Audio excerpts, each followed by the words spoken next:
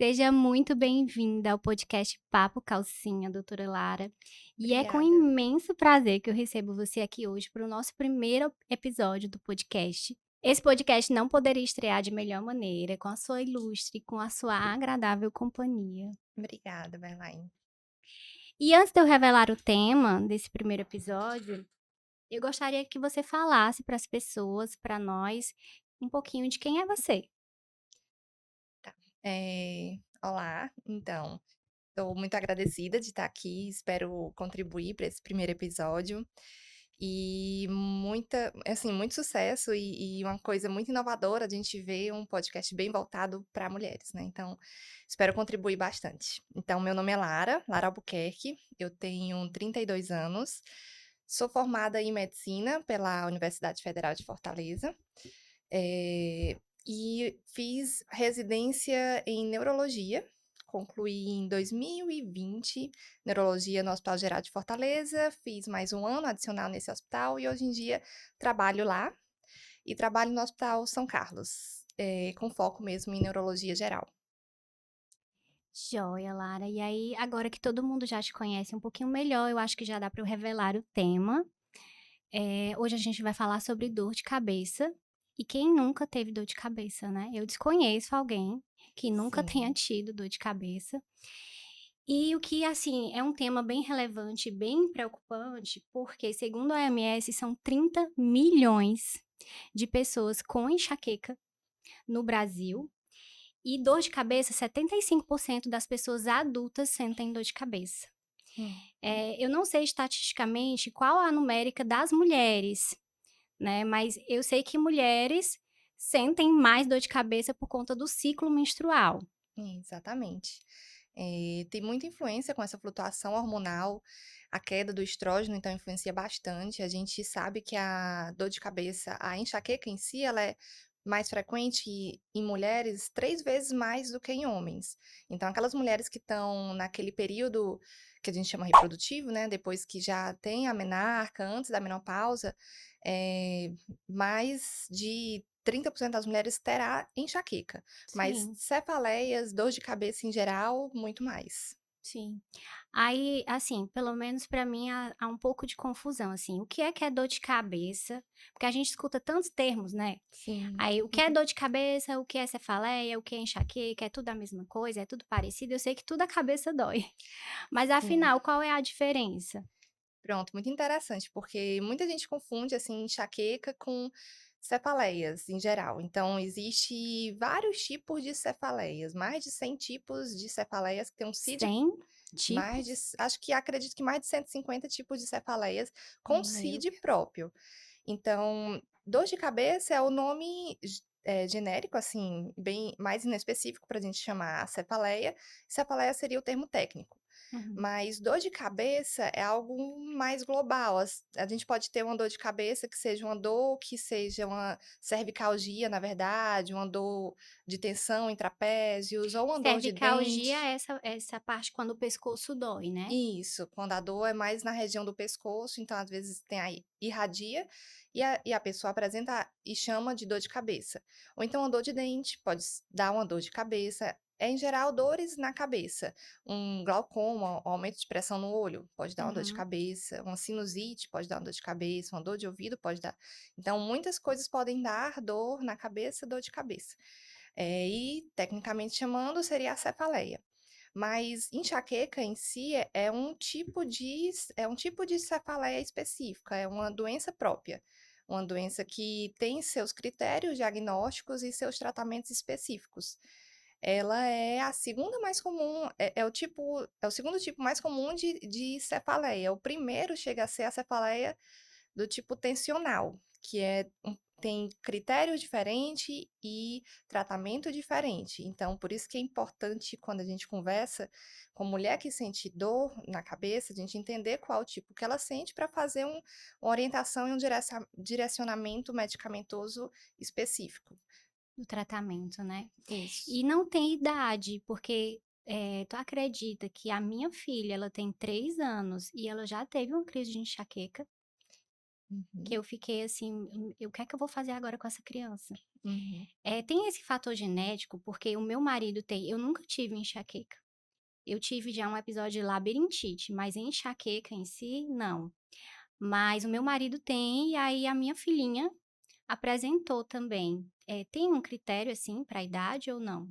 É mais comum após a menarca, por conta da flutuação, por conta dos hormônios. Às vezes, as dores de cabeça mimetizam a enxaqueca.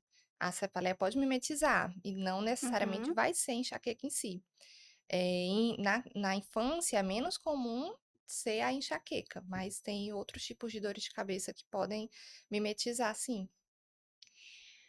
E qual seria a recomendação para quem tem dor de cabeça? Tem uma forma de evitar essa dor de cabeça ou a própria enxaqueca? Sim. Porque tem pessoas que quando tem enxaqueca só passa, aí até diz assim: "Ah, quando vomitar passa". Aham. E realmente eu percebo que, pelo menos nos 2 que tem lá em casa, que tem a enxaqueca, depois que eles, né, conseguem vomitar, melhora. Tem o porquê disso?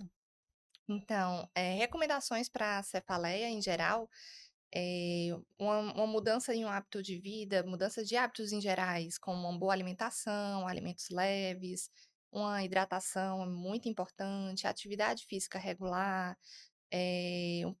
você manter um ambiente de trabalho, social, familiar. Então, são muitas coisas que às vezes é difícil a gente conseguir controlar todas elas. Aham, Reduzir o estresse, a gente pode com isso diminuir, por exemplo, a cefaleia atencional. A enxaqueca, que tem mais essa base genética, então ela tende a recorrer e dependendo de como seja o dia a dia daquela pessoa, ou como seja a base genética daquela pessoa, ela vai ter mais frequente, vai ser mais refratária. Então, precisa fazer um acompanhamento mesmo com especialista, com neurologista, fazer medicações que consigam prevenir com que surjam essas dores de cabeça, porque a gente sabe, assim, às vezes, o mais importante é você diagnosticar qual tipo de dor que ela tem, se é aham. realmente a enxaqueca ou se é outro tipo de cefaleia. Porque sendo a enxaqueca, a gente vai ter indicações de orientações farmacológicas e não farmacológicas específicas, e sendo outras, também vão ter outras orientações principais. Mas, a enxaqueca, como você disse, realmente deixa a pessoa disfuncional, assim, Sim. atrapalha muito o dia a dia, às vezes atrapalha as relações A familiares, questão da sociais. luz também, né. Isso.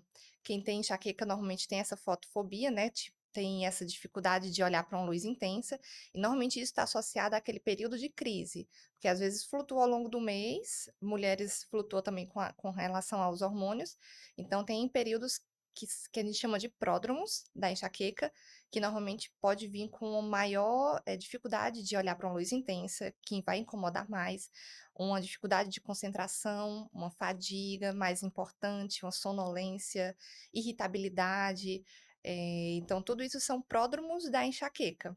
E a dor em si, às vezes, é só um momento da enxaqueca em si. Sim. E, Aí, por exemplo, tá ali anunciando, né, esses pródromos seriam um anúncio, né, eu vou ter uhum, essa enxaqueca, eu vou ter uma dor de cabeça muito forte. Faz o quê? Tem como sim. barrar, tem o que fazer para evitar que se agrave? Tem sim. A gente tem que sempre ir para esse lado dos não farmacológicos, né? Um ambiente adequado, redução do estresse, um sono adequado, tentar realmente dormir aquela quantidade de horas que é necessária para você. Tem gente que é dormidora longa, precisa de mais de 8 horas por dia para conseguir repousar. Tem gente que com 4, 5 horas já está bem Já está descansado. disposto. E se hidratar muito, então beber bastante quantidade de água, uma alimentação leve.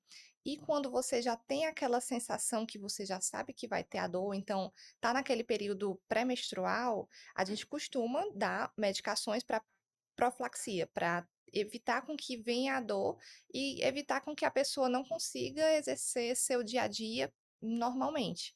Porque muita gente fica com aquela dor leve e deixa e vai tentar viver o seu dia. Só que não é a mesma funcionalidade que você teria se você tivesse 100% zerada, né. Então, eu tenho dores de cabeça, então eu sei que mesmo quando ela tá leve, eu não consigo trabalhar, não consigo sair com as amigas e me divertir, como seria se eu tivesse sem dor alguma. Então a gente às vezes precisa realmente fazer um tratamento medicamentoso nesse período para poder nos Com manter acompanhamento médico, né, isso, com acompanhamento médico. porque muitas vezes, é uma constante.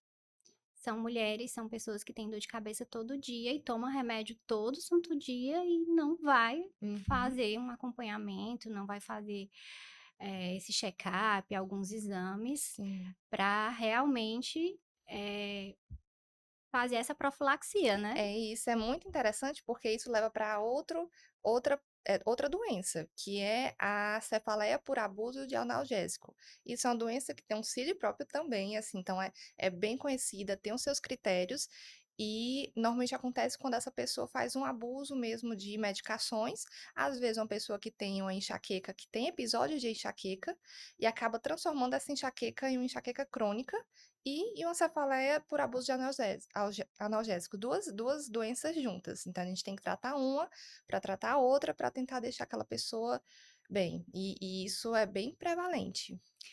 Então, pelo que eu entendi, não tem segredo. É realmente adotar um estilo de vida mais saudável, Sim, cuidar da alimentação, beber bastante líquido. As pessoas sempre esperam receitas milagrosas ou algum remédio milagroso, mas esquecem do básico, sim. que o corpo necessita de cuidados, Descanso, descanso e ignoram, né, não dão atenção a essa parte, sofrem as consequências e sim. depois, tipo: "Me conserta, por favor", né. É, muitas vezes eu recebo já pacientes que sofrem com dor de cabeça desde os 15 anos de idade e chegam comigo com 30 anos. Então, talvez se ela tivesse procurado quando aquelas dores começaram a cronificar, antes de evoluir com algo mais intenso, frequente, mais comórbido, a gente conseguiria ela não ter mais dor de cabeça há muitos anos. E não necessariamente com medicações. Às vezes as medicações a gente faz durante 6 meses e depois a gente consegue reduzir a inflamação que existe no cérebro e não precisar mais de medicações e tratar só com essas orientações gerais, não farmacológicas. E aí, às vezes, a gente, recebe a paciente e ela dá aquela desculpa que tem a vida muito corrida. E dentre todas essas orientações, se ela pudesse, assim, se ela estivesse diante de você hoje, dissesse assim: "Doutora, qual é a mais importante delas todas?". Tem como escolher uma? Eu acho, assim, uma é difícil dizer. Se eu fosse dizer uma, era realmente conversar com um profissional que entendesse sobre isso para poder fazer toda essa abordagem geral, porque são várias, né?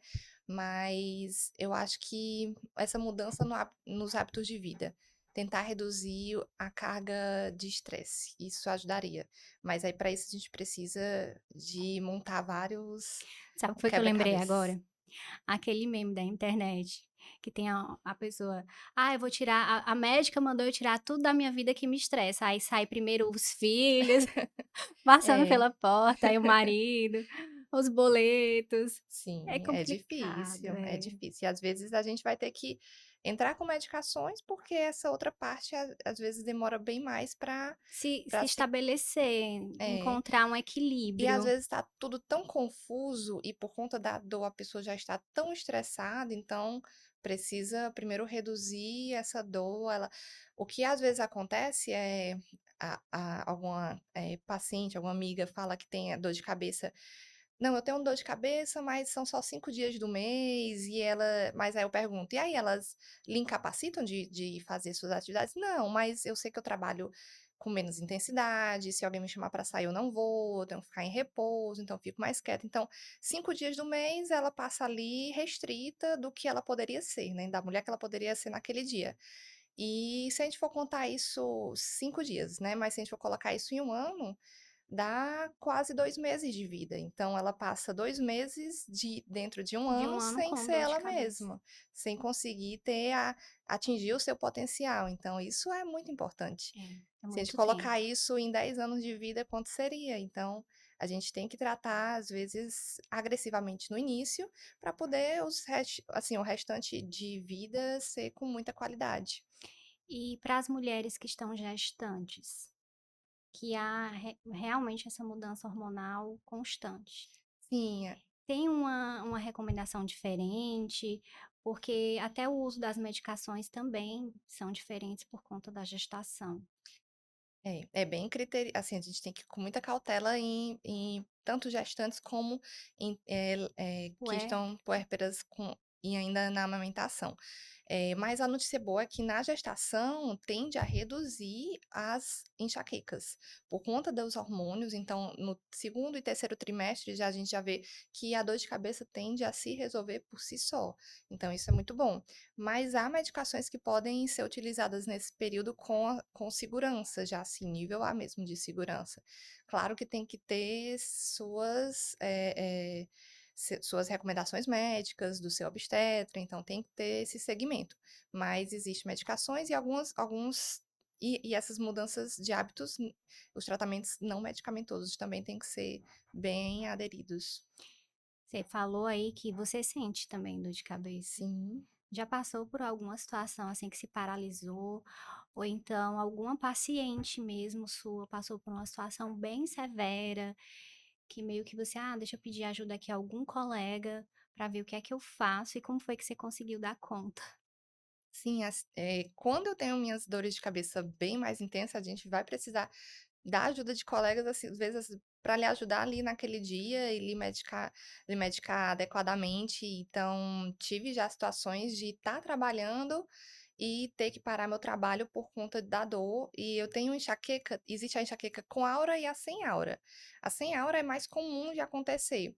A com aura é aquela que a gente vê os flashes luminosos, sente às vezes a sensação de formigamento, A hora é dormência. aqueles são aquelas luzes, né?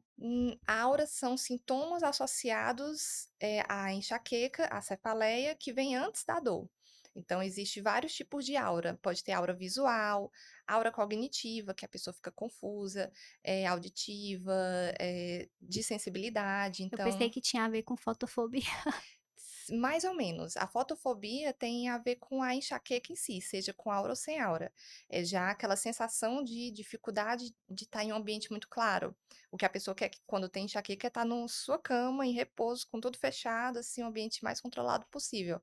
Mas a fotofobia é mais a intensidade da luz que lhe incomoda. A aura já é uma luz que aparece, que é um sintoma que vem mesmo, assim, é de dentro para fora, né?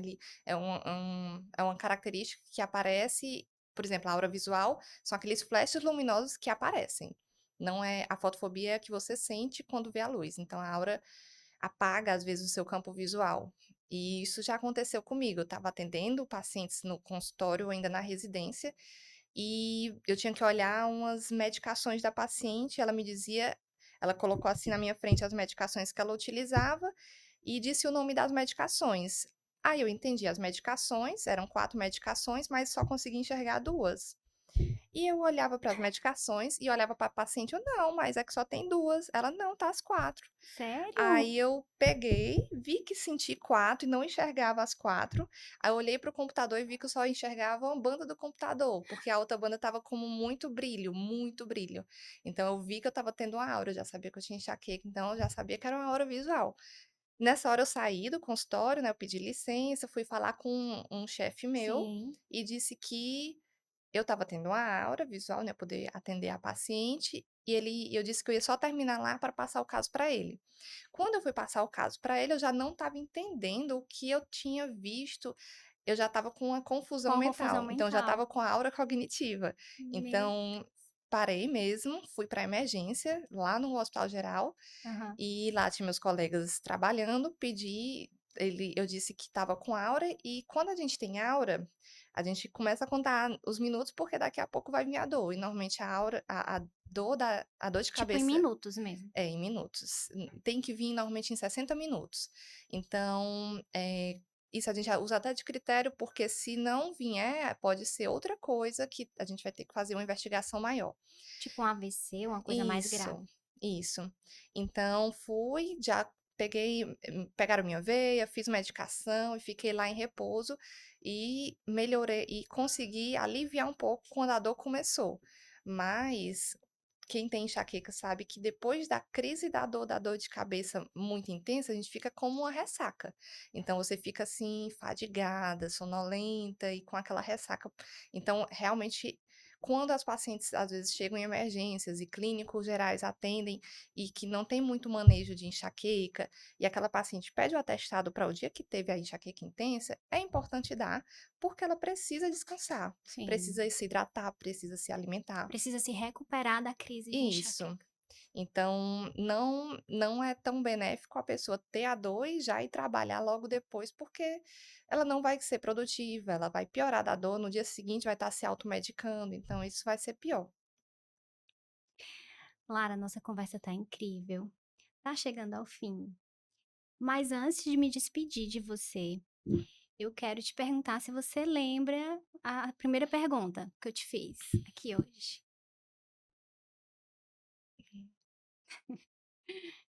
Se não sei, não Não lembro. lembra? Eu vou te relembrar. A primeira pergunta que eu te fiz hoje é: quem é você? Olha aí. Viu? E aí, diante dessa pergunta, eu gostaria de saber se você se permite se ver através de um novo olhar. Com certeza. Com certeza? Então, deixa eu te falar que, pelos meus olhos, Lara, você me inspira a ser mais amável e serena. Eu te confesso que por algum tempo eu fugi dessas qualidades em mim, para não demonstrar fragilidade, mas através de você, eu pude entender e perceber o quanto isso demonstra força e confiança. Muito obrigada pelo seu sim em participar desse momento aqui comigo. E tem alguém muito especial que quer te dizer uma coisa, tá certo? Deixa eu pegar aqui para te mostrar.